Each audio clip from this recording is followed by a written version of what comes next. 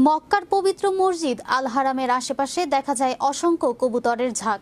তাদের বলা হয় হারাম কবুতর। তবে বিস্ময়কর ব্যাপার হলো, এই কবুতররা কখনো কাবা শরীফ বা এর আশেপাশে নোংরা করে না।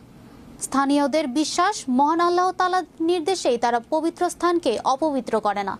বিস্তারিত থাকছে ডেস্ক রিপোর্টে। মক্কার পবিত্র মসজিদ আল হারামের আশেপাশে দেখা যায় অসংখ্য কবুতরের ঝাঁক। তাদের বলা হয় হারাম কবুতর। তবে বিস্ময়কর ব্যাপার হলো, এই কবুতররা কখনো কাবা শরীফ বা এর আশপাশ নোংরা করে না। স্থানীয়দের বিশ্বাস, মহান আল্লাহ তাআলার নির্দেশেই তারা পবিত্র স্থানকে অপবিত্র করে না।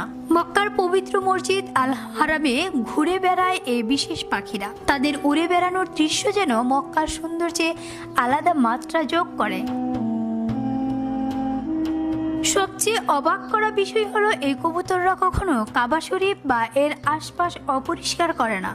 স্থানীয়